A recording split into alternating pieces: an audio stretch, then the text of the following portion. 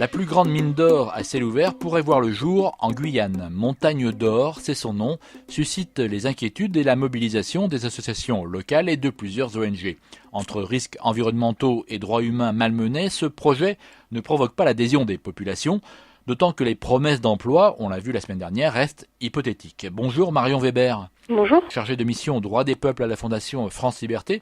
Alors vous étiez donc en Guyane au mois de septembre et vous avez pu rencontrer les associations locales et les représentants des entreprises. Première petite victoire, un débat public va avoir lieu sur le sujet. Est-ce que le débat va pouvoir être posé honnêtement ? Alors ça c'est sûr que nous on est vraiment très contents effectivement de ce premier pas, puisqu'en fait la compagnie minière Montagne d'Or, elle avait demandé à ce qu'il y ait un débat, mais qui soit organisé par l'entreprise elle-même, qui biaisait finalement d'emblée le débat. En revanche, grâce à France Nature Environnement, qui a saisi la Commission nationale de débat public, la Commission nationale a décidé que, au vu de l'ampleur du projet et de ses conséquences possibles, il était bien plus préférable d'avoir un débat public organisé par une commission particulière, donc avec des experts neutres, et qui vont organiser finalement l'information de la population en Guyane. Ça se déroulera en Guyane sur plusieurs mois, avec l'objectif qu'aucune question posée par la population ne soit sans réponse. Donc c'est vraiment l'objectif que l'entreprise réponde à tous les enjeux et que la population puisse en fin de compte se faire son avis après ces longs mois d'échanges. Donc c'est une première victoire en quelque sorte, puisque ça va vraiment permettre de poser clairement, avec des experts neutres, les enjeux de façon claire. Quelle est la responsabilité de l'État français dans ce projet ? D'un côté, il y a les discours déterminés sur la protection de l'environnement, et de l'autre, cette main tendue aux industriels qui vont sacrifier cet environnement. Quelle est la cohérence ?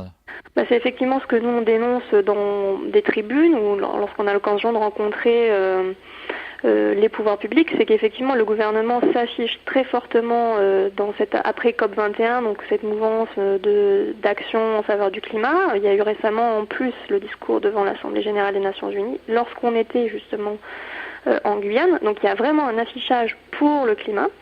La France qui donnerait un peu des leçons, qui s'affiche un peu finalement comme en avance sur cette question, mais qui en même temps pour le moment ne tranche pas du tout, et en particulier le ministère de l'Environnement ne tranche pas du tout sur cet énorme projet de Montagne d'Or, et donc il y a un réel effectivement double discours.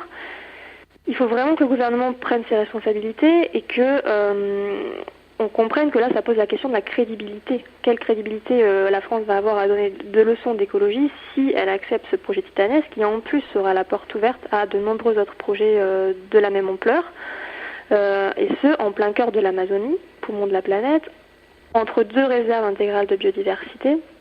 Donc la France devrait vraiment refuser cette implantation-là, et c'est ce que nous, en tant qu'organisation, on demande. C'est l'arrêt immédiat de ce projet, mais également de tout projet de ce type sur le territoire guyanais, au regard de cette exceptionnelle biodiversité qu'il y a.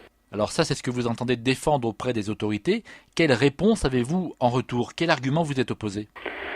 Ce qu'on nous rétorque bien souvent, c'est ce mirage-là de la mine responsable, mine verte, qui est d'ailleurs fortement mis en avant par l'entreprise elle-même, mais aussi par d'autres politiques.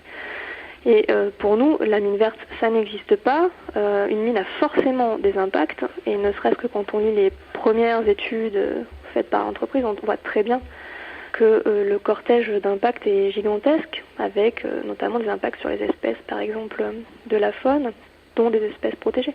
Donc il faut vraiment que la France prenne ses responsabilités et faire de ce projet un projet emblématique. Si on veut vraiment s'engager pour le climat, alors il faut refuser ce projet. Et pour mettre en lumière le combat des associations locales, vous mettez à l'honneur le collectif Hors de Question, qui recevra de la part de France Liberté le 18 novembre prochain le prix Daniel Mitterrand. C'est ça, donc c'est le collectif Hors de Question qui regroupe plusieurs structures guyanaises, et on salue effectivement leur action en Guyane d'information de la population, mais aussi le fait qu'ils soient vraiment inscrits dans cette radicalité de refuser le projet. Donc c'est ce qu'on salue, et c'est ce qui fait écho finalement aux actions de la Fondation en ce qui concerne ce qu'on appelle l'extractivisme, cette exploitation effrénée des ressources naturelles, et qui s'inscrivent contre cette exploitation de la nature. Donc effectivement, on leur remettra le prix Daniel Mitterrand le 18 novembre. Pour suivre l'évolution du projet Montagne d'Or, rendez-vous sur le site de France Liberté, france-liberté.org. Merci Marion Weber. Merci à vous. Monde solidaire à retrouver sur fréquence-terre.com. Philippe Bourry, Fréquence Terre. Retrouvez et podcastez cette chronique sur notre site fréquence-terre.com.